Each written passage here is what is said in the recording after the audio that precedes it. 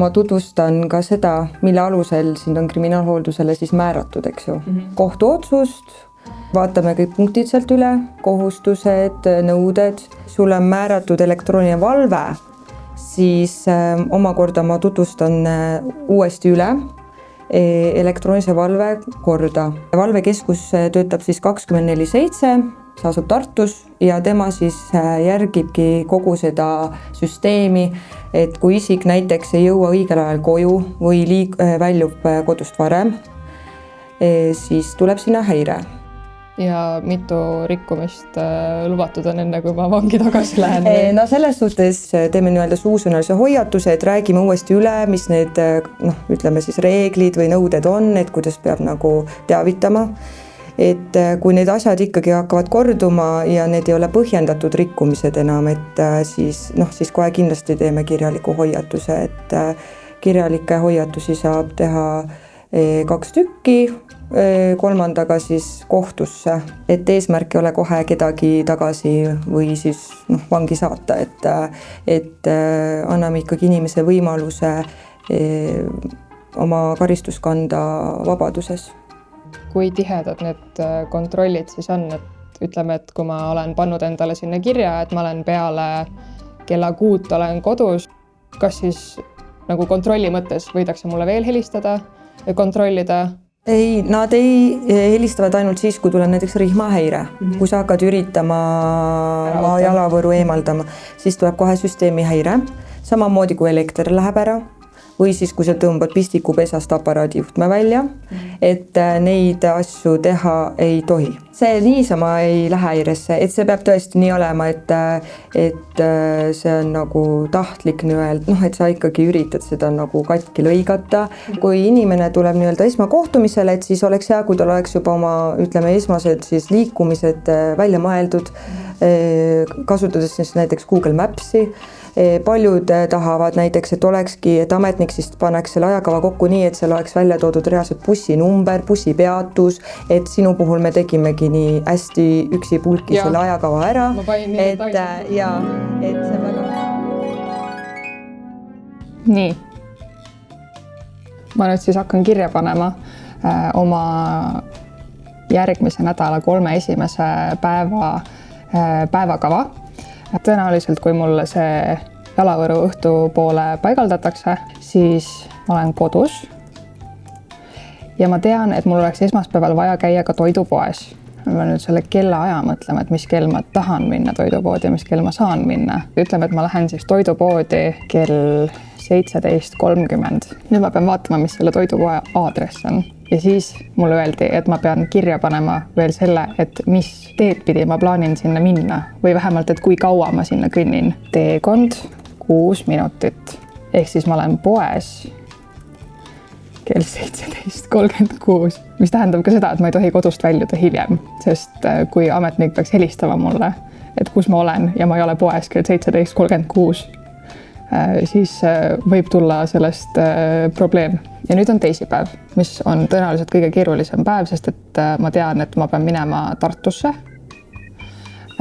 mis tähendab seda, et ma pean välja vaatama, et mis trammiga ma lähen bussi või rongijaama, mis rongi või bussiga ma lähen Tartusse ja siis, mis mu Tartu liikumised on.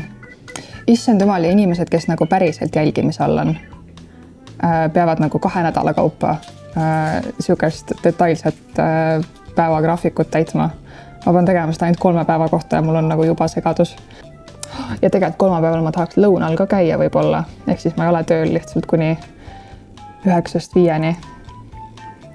Nii, ma tahan minna lõunale kell 12:00. No, tundub, et praegu on kõik kirja pandud, mis ma pean neile kirja panema. Jah, ma arvan, et on okei. Samamoodi siis varalise vastutuse lepingu allkirjastame ära, koduvalve võru näiteks, mis me sulle täna ka paigaldame, maksab 920 €. Kui sellega peaks midagi juhtuma, kas see on sinust tingitud või sina vastutad, siis koduvalve seade on 1000 €. Ja veel otsa sellele javarale. Ja siis rihm ise on 60 € ja kokku siis tulebki summa 1980 €.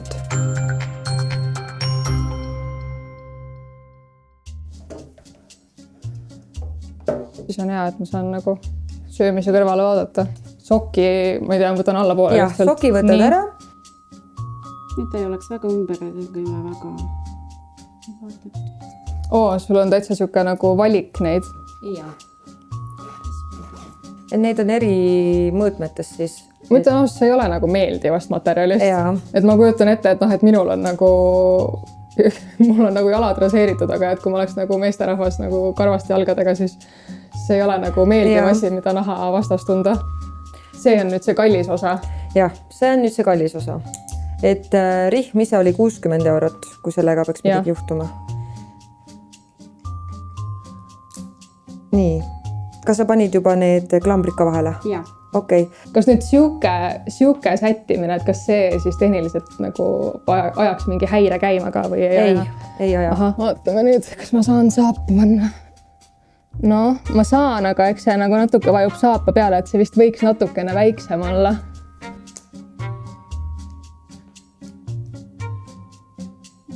No nii. No, kuidas tundub? See on juba... No nagu, ma kindlasti saan aru, et mul on midagi jalas. Ma ei tea, ei ole nagu midagi eriline tunne. Ma arvan, et on okei. 3 päeva saab elada küll niimoodi. Õnneks mitte kauem kui 3 päeva. Niimoodi olengi. Ja nüüd sa oledki niimoodi, jah? No ei tundu nagu liiga keeruline esialgu. Kui sa saad tööl käia, saad poes käia, aga lihtsalt kui sa hakkad hästi tihedalt iga päev liikuma igale poole, siis sa pead hakkama ajakavaga jälgima, et see võib olla lihtsalt keeruline, et sellest ajast kinni pidada. Ma nüüd ei mäleta, kuidas ma tänase kohta ajakavas märkisin, et ma lähen nüüd tagasi kontorisse. Sa lähed praegult kontorisse või? Ma ei tea, jah, ma ei arvestanud, et me nii vara siin ära lõpetame. Praegult sul on niimoodi, et sa oled pannud mulle, et sa lähed alles koju, või tähendab poodi, lähed 17:30, et kontorit sa mulle täna pole pannud. Esimene selline katsumus on juba ette tulnud. Eveli ütles mulle, et ma ei tohi minna kontorisse ise oma arvutile järgi, ilma et oleks selle minu ajakavasse sisestanud. Mis siis tähendab nüüd seda, et ma pean saatma Evelile kirja, kus ma ütlen tere, ma tahan minna kontorisse oma arvutile järgi. Kaardistame ära selle, kuidas ma kontorisse lähen, kuidas ma kontorist tagasi tulen koju. Iseenesest tundub see väga lihtne, et ma saadan kirja ära ja siis tohin liikuma hakata. Ei, Eveli peab selle kirja kätte saama, selle süsteemi sisestama ja mulle veel ütlema, et jah, sul on lubatud minna. Sest ma nagu mõtlen, et kui ma lähen siit 15:53 trammile, ma jõuan hobujaama 20 umbes ja siis ma hakkan veel tööle jalutama, et seda arvutit võtta. No nagu väga nagu kitsaks läheb see ajaraam, et ma jõuaksin tagasi koju, et minna 17:30 poodi ja tegelikult kell on alles 3. Ja see ei ole üldse nagu kindel, et ma panen siia kell 15:53, tahan minna trammi peale. Et Eveli on selleks ajaks jõudnud siit tagasi tööle ja jõudnud selle sisestada oma ajakavasse. Et nagu kas see on üldse väärt seda. Kui ma jõuan 16:16 Tallinna Ülikooli, jalutan 5 minutit tööle. Siis mul läheb tööl, ütleme, mul läheb 10 minutit. Mis see on siis? Te arvate, et ma oskan arvutada niimoodi või? Mis see kell oli, mis ma ütlesin praegu? Ma sain nüüd Evelilt kinnituse, et ma tohin hakata liikuma kontorisse, aga ma tohin hakata liikuma alles kell 15:49. See tähendab, et enne seda ma ei tohi minna kodust välja ja ma pean liikuma täpselt niimoodi, nagu ma talle kirjutasin. Vaatame nüüd siis, kuidas on, kas ma saan saapa panna jalga normaalselt. Saan ja läheb see peale ka. Okei, väga hea.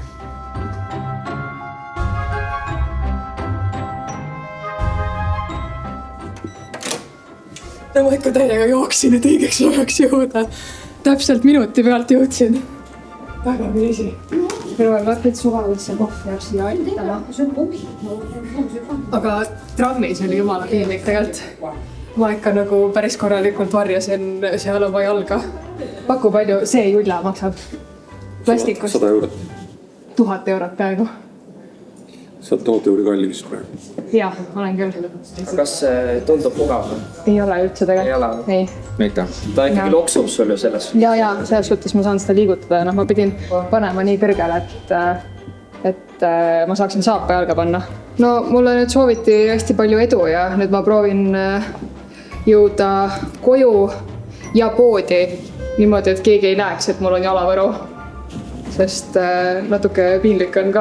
Vähemalt nende inimeste ees ei ole, kes teavad, et ma teen eksperimenti, aga hea küll. Ma olen nüüd olnud paar minutit kodus. Ma jõudsin käia poes, ma jõudsin tööl oma arvutil järgi käia, võtsin kõik oma asjad töölt, jõudsin koju ja siis sain veel poodi minna. Ehk siis ma jõudsin oma välja kirjutatud graafiku järgi kõik asjad tehtud, mis ma kirja olin pannud. Ja nüüd on mul põhimõtteliselt vaba õhtu. Kodust välja minna ma ei tohi. Ja ausalt öeldes peale seda tööle ja tagasi jooksmistega ma väga ei viitsi ka. Tere hommikust. Esimene öö jalavõruga on möödas. Ütleme nii, et see oli tunduvalt ebameeldivam, kui ma ette kujutasin alguses. Ma arvan, et ma tegelikult olin terve öö sellises pooleldi unes, pooleldi ärkvel olekus. Sest et see jalavõru kogu aeg keerles mu jala ümber ja oli ebamugavas asendis ja siis ma ärkasin üles selle peale, et seda kohendada. Aga täna on mul ees pikem väljasõit Tartusse. Vaatame siis, kuidas mul täna see päev läheb.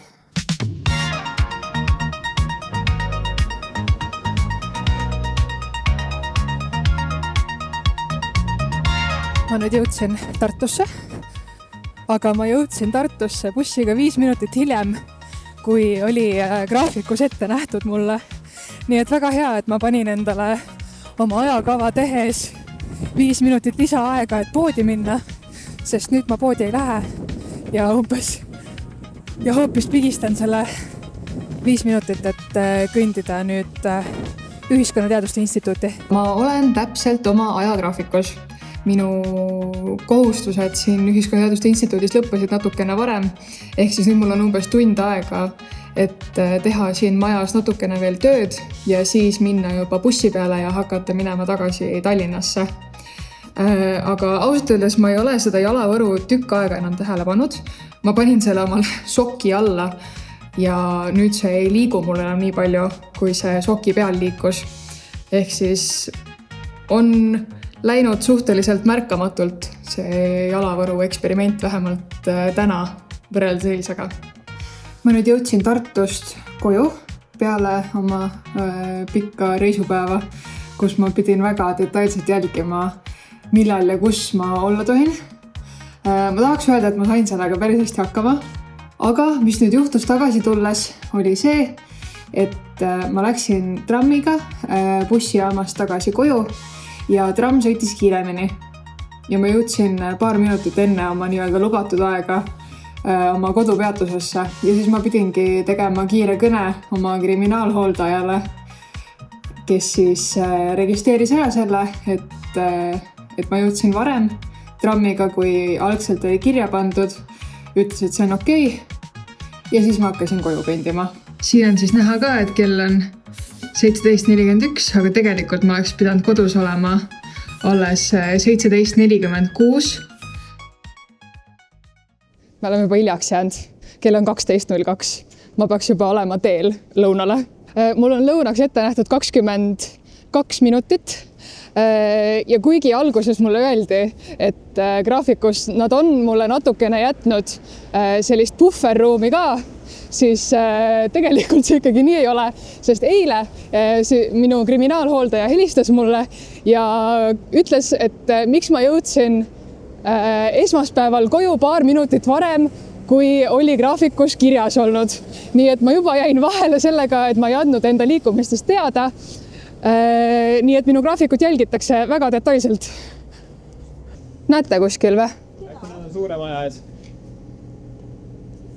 Ma ei tea, jah, oota, ma helistan neile. Ühesõnaga, et kriminaalhooldusest tuldi vaatama, kus ma praegu viibin, aga ma ei näe neid. tere, kas te otsite mind?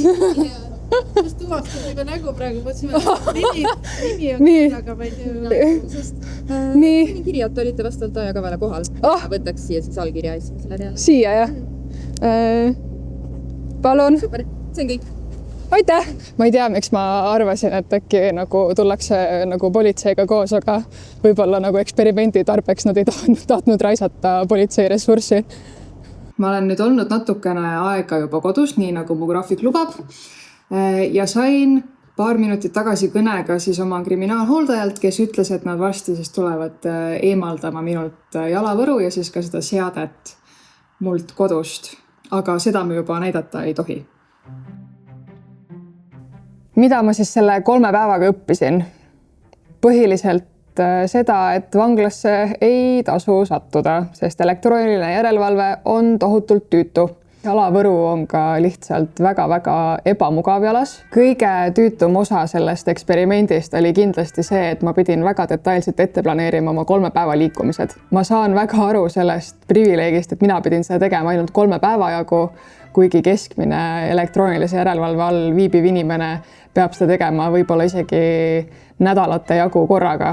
Kujutage ette, et te peate kõik oma liikumised kuni mis trammiga te liigute, mis teed pidi te kõnnite ja kui kaua te seda teed kõnnite, planeerima ette 2 nädala jagu. Kus sa tead, kas sul on vahepeal vaja minna